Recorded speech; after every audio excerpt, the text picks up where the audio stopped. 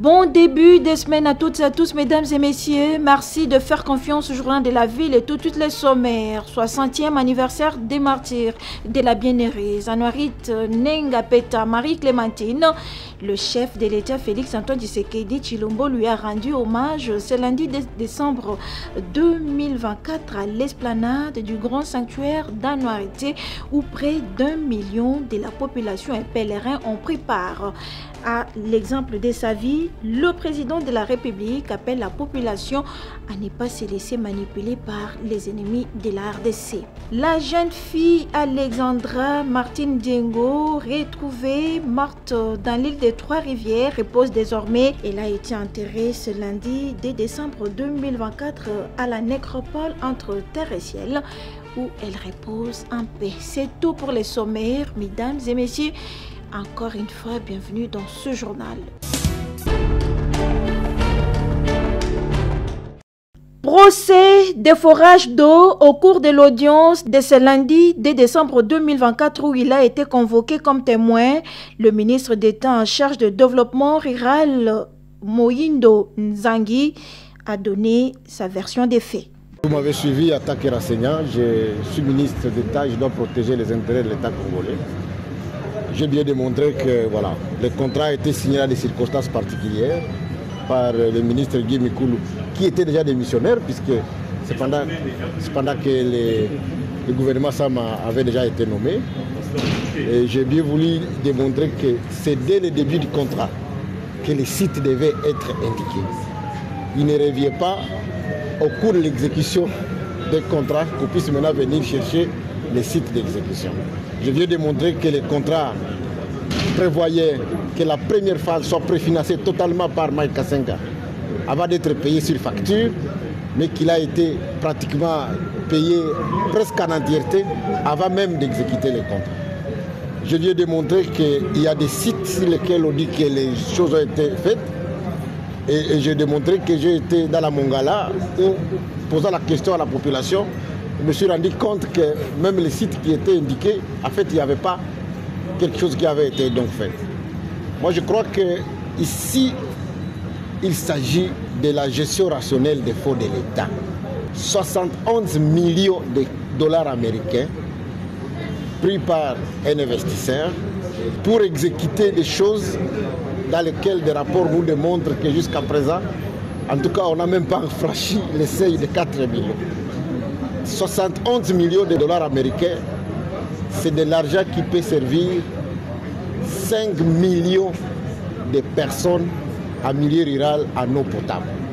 Donc je crois que ce dossier doit être pris au sérieux. Je sais qu'on n'a pas des estomacs pour consommer autant d'argent. Je demande que nous puissions finaliser le travail d'évaluation physique de ce qui a été fait et de quantification des dépenses qui ont été faites pour que le reste de l'argent serve le ministère du Développement rural à pouvoir desservir de l'eau à la population.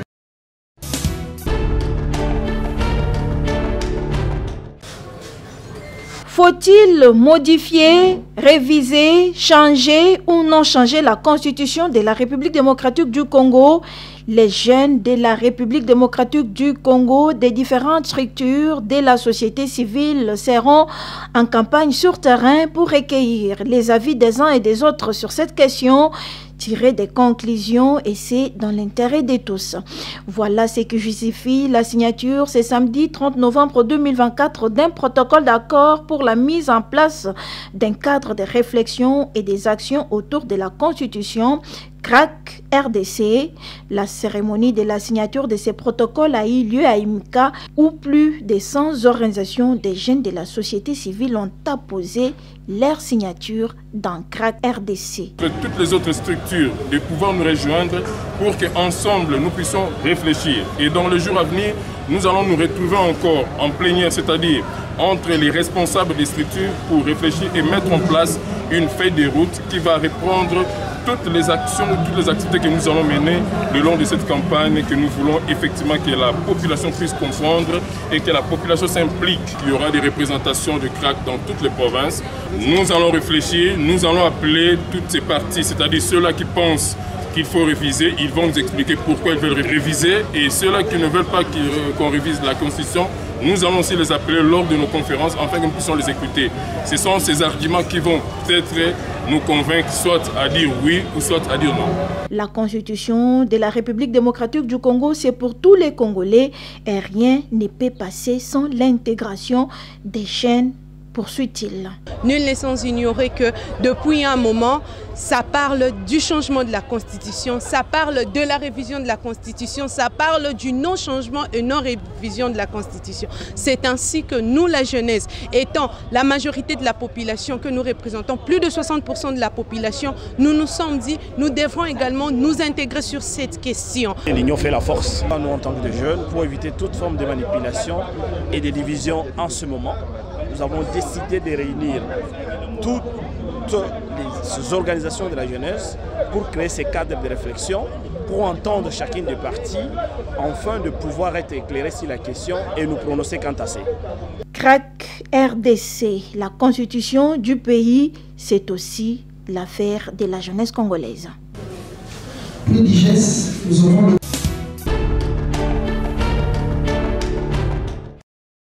L'intersyndicale des syndicats élus du ministère de l'Éducation nationale et Nouvelle Citoyenneté exige les 50 000 francs congolais ajoutés aux enseignants par le gouvernement congolais lors des accords des Bibois avant la fin de l'année et exige également que la banque IFOD soit délogée des banques payeuses des enseignants suite à ces déficits. Leur déclaration.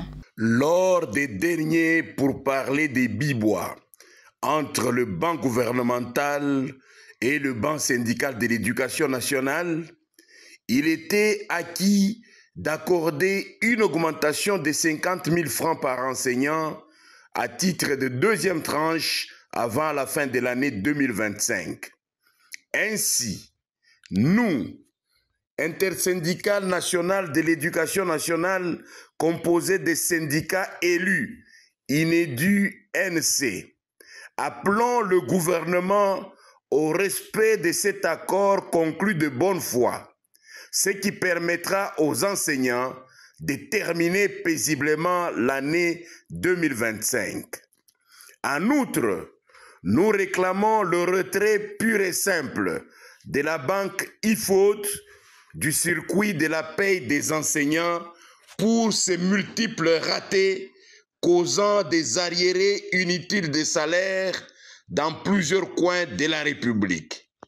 Nous, enseignants, nous demandons la nature des combines qui existent avec cette banque pour la laisser ruiner sans merci les enseignants au fût et au su de tous.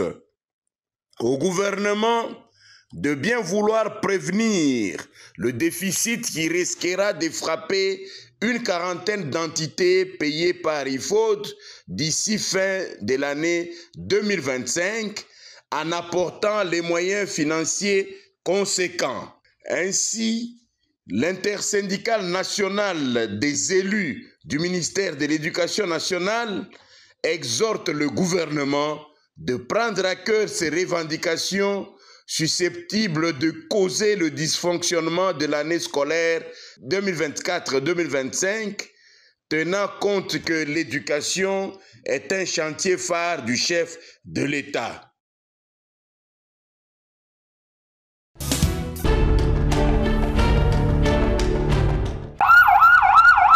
L'ambassade de la République démocratique du Congo en Égypte a eu l'honneur de recevoir le jeudi 28 novembre 2024 le président de l'Assemblée nationale, le professeur Vital Kamerhe, au terme de sa visite officielle au pays des pharaons.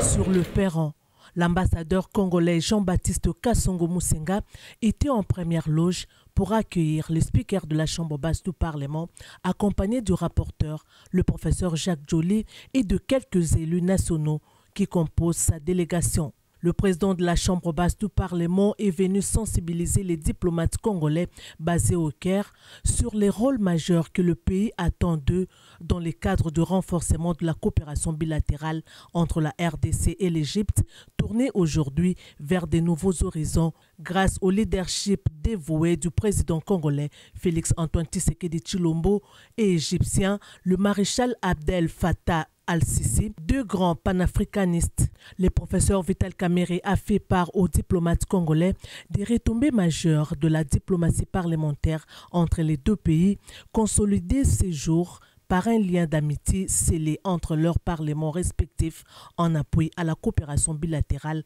entre leurs exécutifs, notamment dans les domaines de la défense et sécurité, de l'énergie, de l'agriculture et des énergies renouvelables, pour ne citer que cela. Nous avons un pays magnifique, mais tout dépend de ce que nous voulons faire de ce pays. Vaut mieux tard que jamais avec le président Félix Tshisekedi, avec son programme de 145 territoires. L'espoir est réellement permis, puisque le plus grand problème, c'est l'absence de vision. Mais là, nous avons une vision claire de ce que nous voulons faire. Mais pour que tout cela aboutisse, nous sommes confrontés à un problème qui est lié aussi à nos richesses à l'est de la République démocratique du Congo. Nous sommes envahis par nos voisins. Dans tout ce que nous faisons en tant que Congolais, en tant qu'Africains, le maître mot, ça doit être l'amour. Le professeur Vital Kamerhe a appelé les diplomates congolais à copier les modèles égyptiens du développement dans tous les secteurs qui favorisent l'essor de l'économie afin d'en faire bénéficier la République démocratique du Congo, notamment dans l'implémentation de son ambitieux programme du développement des 145 territoires, cheval de bataille du président Félix-Antoine Tshisekedi Tshilombo. Il a ainsi invité la mission diplomatique congolaise à bien jouer son rôle dans cette ère nouvelle de la coopération bilatérale entre la RDC et l'Égypte. Tous les défis aujourd'hui de l'humanité trouvent une partie de leur solution chez nous. Aujourd'hui, on parle de changement climatique. Nous sommes la deuxième forêt. Nous avons 53% de toutes les eaux douces d'Afrique, 13% de toutes les eaux du monde. Quel pays merveilleux. Nous avons le problème des terres, de la faim dans le monde. Les terres du Congo, si on les cultive aujourd'hui, 80 millions d'hectares accessibles, 40 millions irrigables, nous produisons exactement la nourriture pour nourrir des milliards d'individus. Donc de quoi résorber 2 fois les déficits alimentaires mondiaux.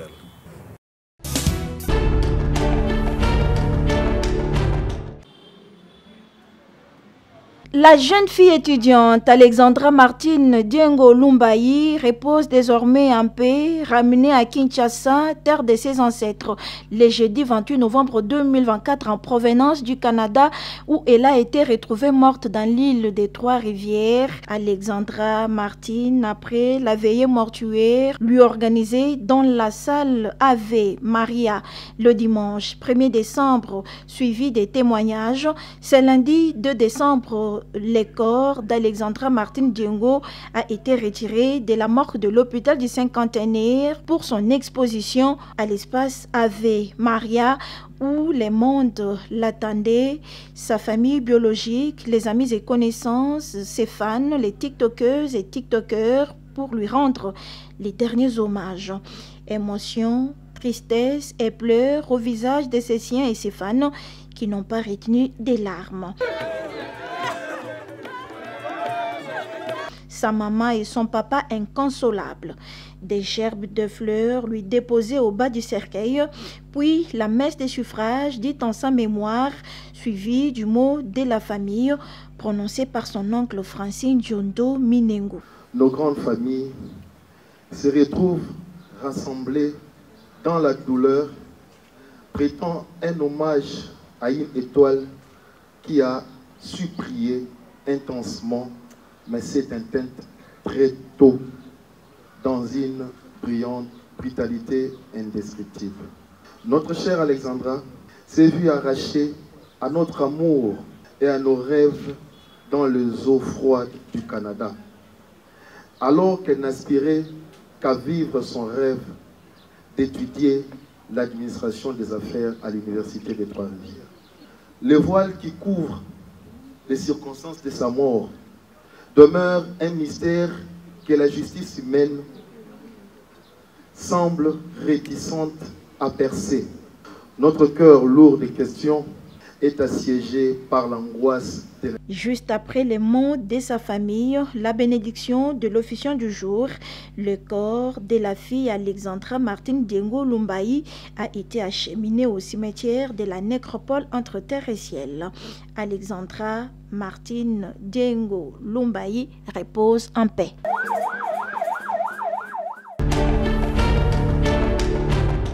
Sous les hauts patronages du président de la République, chef de l'État, Félix-Antoine Tshisekedi, la clinique Ngaliema et la chaîne des Espoirs Belgique organisent la 5e mission de chirurgie cardiaque pédiatrique à cœur ouvert. Au total, 9 enfants congolais souffrant de la malformation cardiaque vont être opérés au centre de la chirurgie cardiaque pédiatrique de la clinique Ngaliema du 25 novembre au 5 décembre 2024.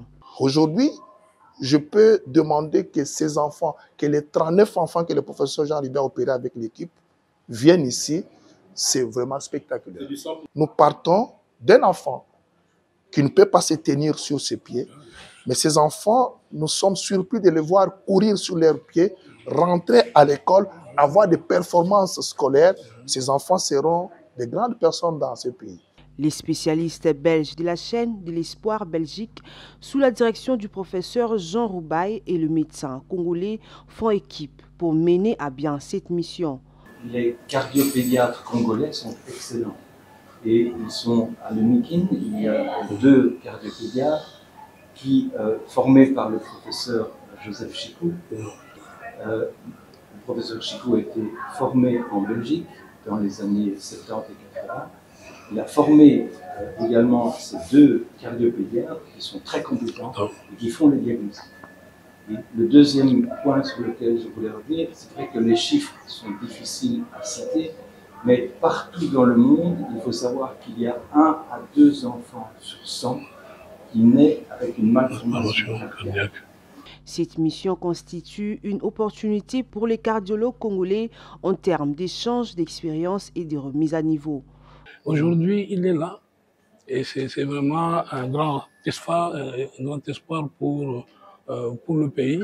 Et c'est tout est à l'honneur de la chaîne d'espoir Belgique, de la chaîne d'espoir Congo, dont le président est le professeur Chikou. Et moi, je suis le premier vice-président, donc c'est un peu ça. Donc je crois que pour nous, c'est une fierté, c'est un honneur que ce centre puisse exister aujourd'hui.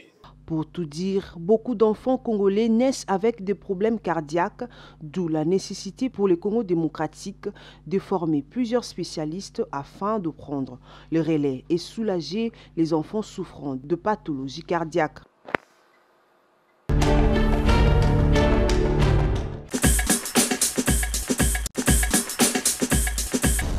Nous sommes arrivés à la fin de ce journal de la ville, mesdames et messieurs. Merci de l'avoir suivi. Le prochain rendez-vous est fixé pour ce mardi avec le même plaisir.